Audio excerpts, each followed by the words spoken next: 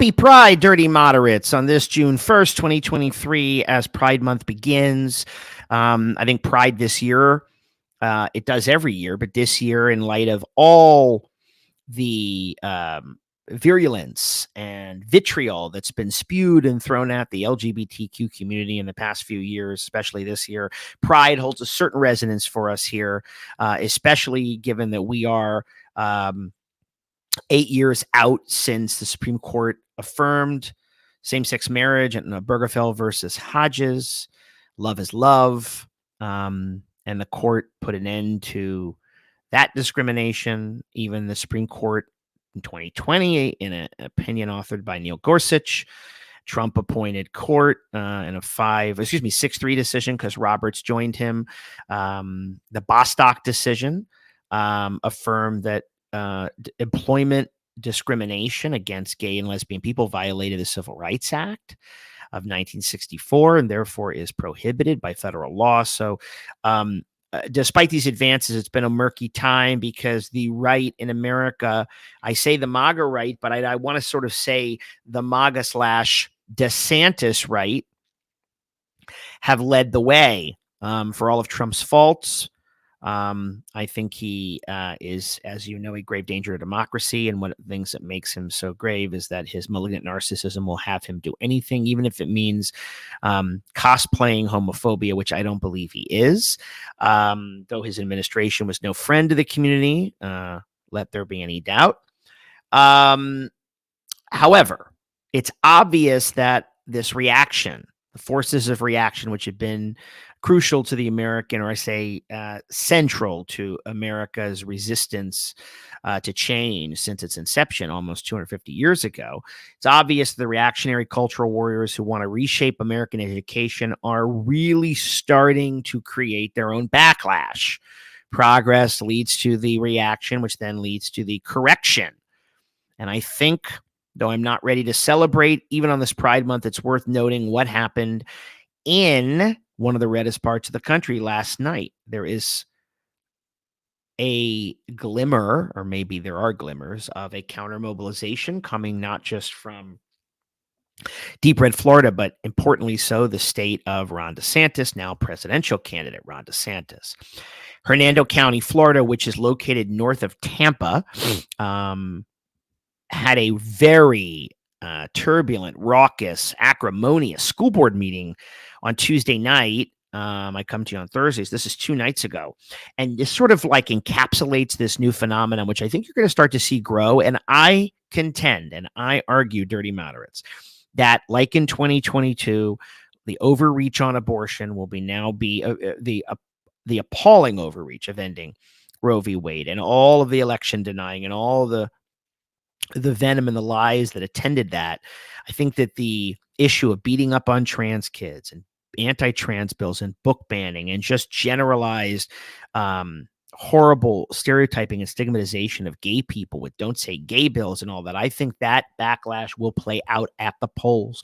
People will remember this, and they don't have to be gay. They just have to be regular folk, good Americans, dirty moderates, or liberals, or conservatives who know this is garbage, or parents who are there to protect their kids, not protect them from gay people, but protect them from Ron DeSantis and his cretins. So this past Tuesday, the scene in Hernando County featured teachers that were pointedly declaring, coming out with fire, that right-wing attacks are driving them to leave the profession.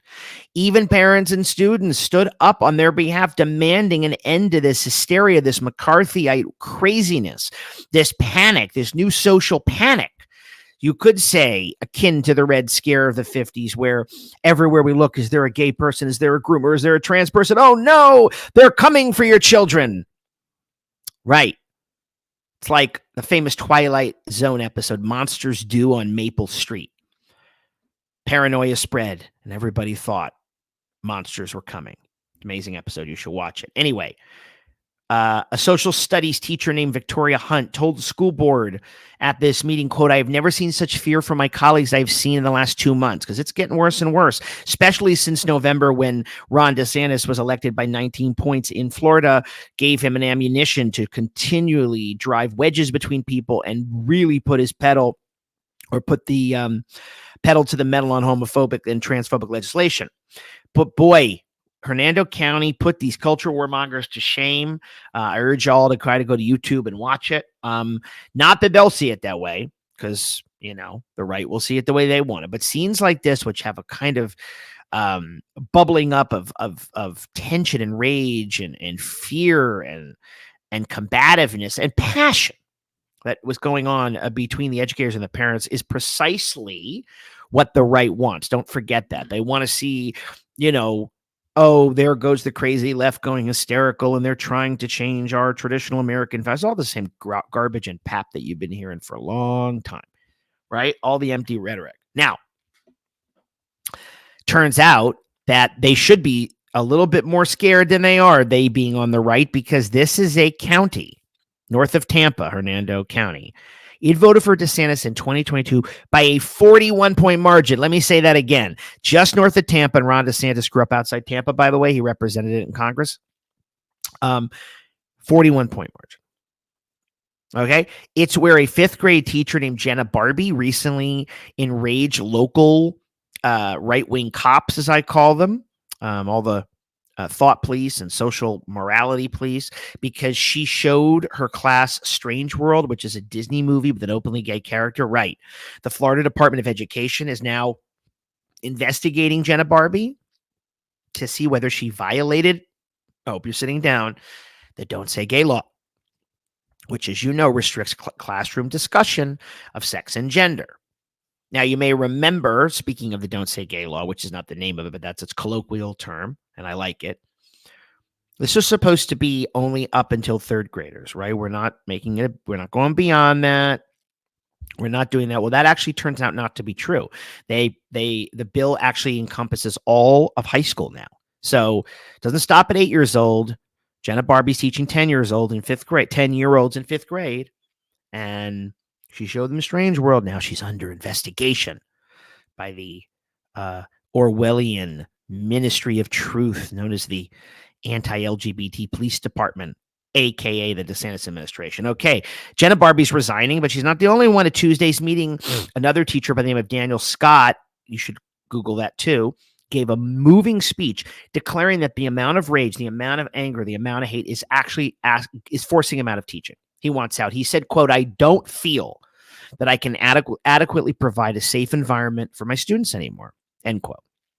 He then went on to denounce, quote, "draconian working conditions that are causing many, such as myself, to abandon this honored career," end quote.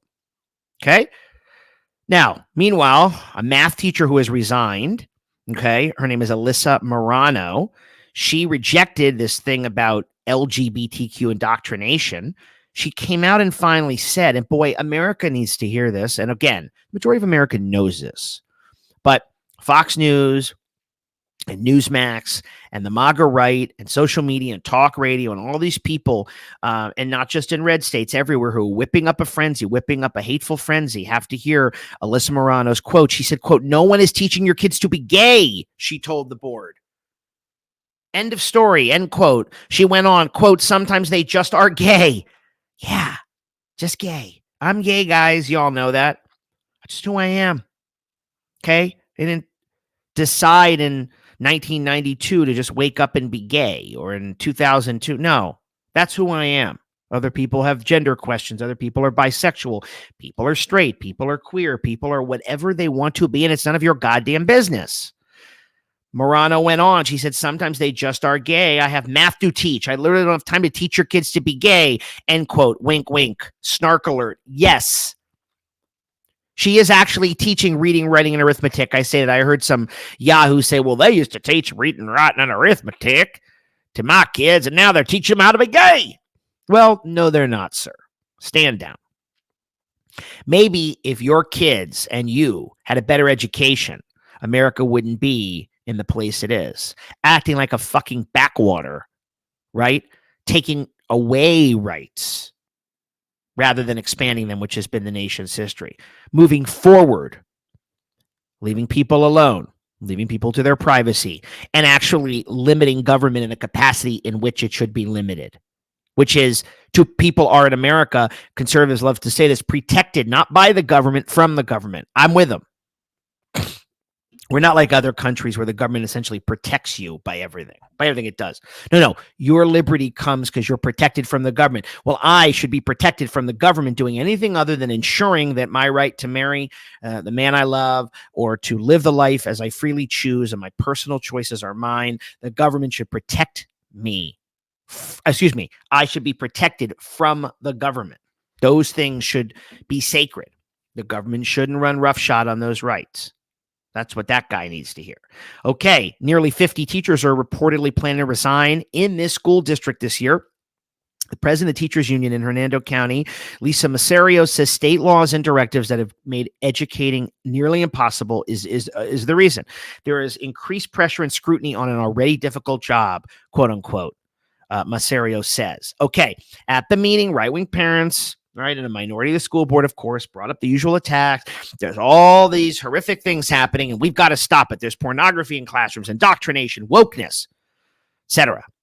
Watching them, it was impossible to kind of think that they were really enjoying all the tumult and chaos, and I'd argue pain that they've unleashed.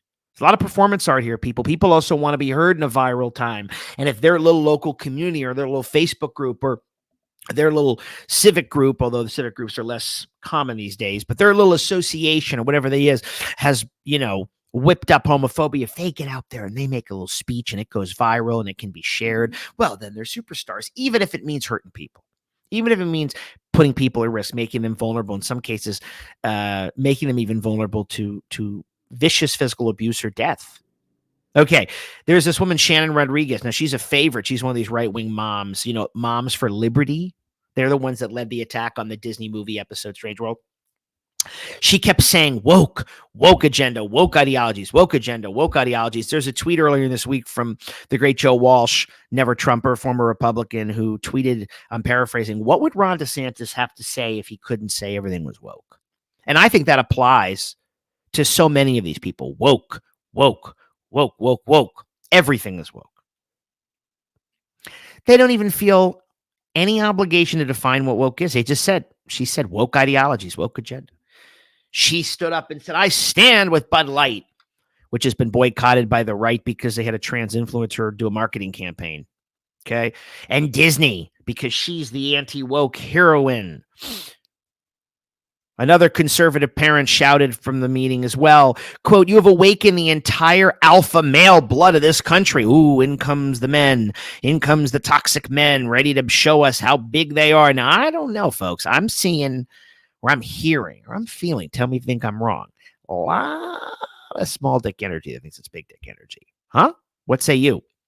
But here's the story of last night, not the troglodytes and the cretins and the haters and the bigots. No.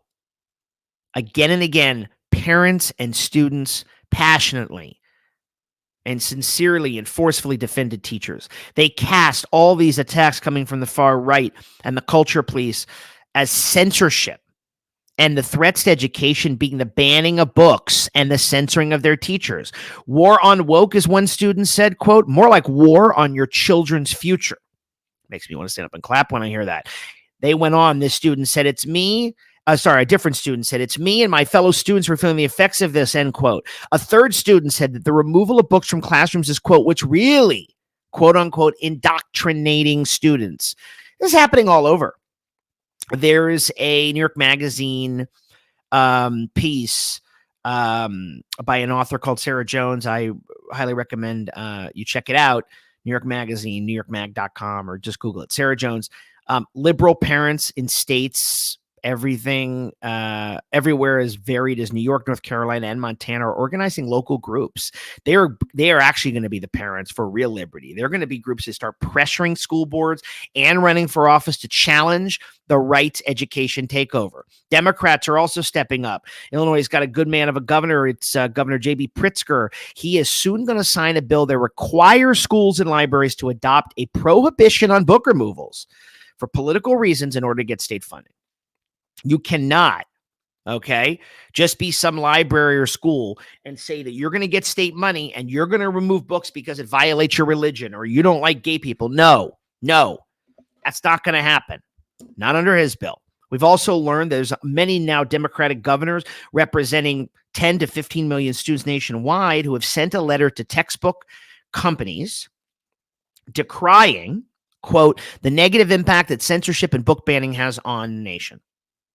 The letter also says the governors are closely watching to see if all these attacks on the companies that are coming from right-wing governors like Ron DeSantis are actually censoring books.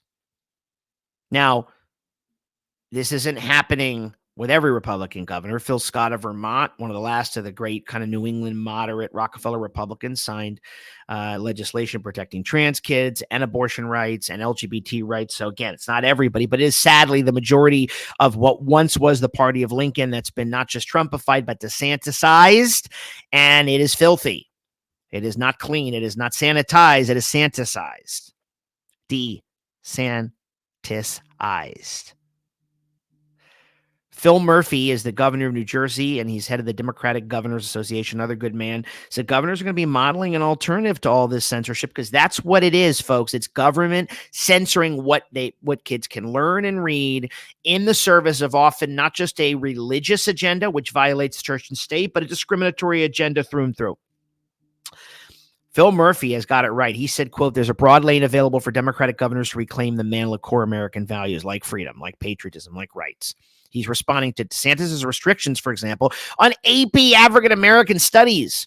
What's he doing? He's going to expand it in New Jersey. So if you live in the Garden State, you're lucky. The ugliness of this culture war, right, has been nightly news for so long. It has captivated Twitter. It has absorbed us. It has transfixed us in ways both awful, but important. Important because there's something else happening now. Ordinary parents are waking up. Yeah, all of us who value freedom, not freedom as defined by a narrow cadre of bigots, liars, fools, clowns, performance artists, and intolerant Christians, but actually ordinary parents and their elected representatives are saying it's got to stop. It's got to stop. And this is the beginning of Pride, folks. That's why this month is so important. That's why we've got to be vigilant about Pride always. Not just now, but always. Because 2015 gay marriage, we thought we're making progress. Even 2020, when a court with the majority of conservatives on it went ahead and affirmed non-discrimination law for gay and trans people at the workplace. Well, we seem to be losing our grip on some of that, but not before this new awakening. What's woke? It's actually not what the right thinks it is. It's actually waking up. Not waking up in the way that it's been used even historically for traditional civil rights. I should say civil rights for African Americans, though it does apply to them. People are just waking up because they've had it. They're waking up that they've got to get involved. The government needs to keep them protected. And they also have to understand that if they want the country, if they want to live in the country and they want the country that predicates itself on true liberty and true freedom and all those things, they got to fight for it. There'll always be people fighting to take it away. It's like we at Dirty Moderate. Democracy first. Rule of law. Dignity. Individual rights. Freedom. Non-discrimination. All of it. It's all of a piece. So right now, folks, we start Pride maybe anxious and nervous for all of the hate that's spreading, but also somewhat optimistic, where there are glimmers of hope in even red America for a world that knows something that can never be refuted. Love is love. There's nothing anybody can do about that. Folks, thank you for joining me. Make sure that you are on TikTok with us at dirtymoderatenation.com. At Dirty Moderate Nation. That's TikTok. And thank you for joining us as always. Thank you for following this podcast. So much good stuff coming up. But of course, happy Pride. I think hope is to be had. Keep the fight. All right. We're here saving one democracy, one episode at a time. Stay dirty, stay moderate, and stay safe.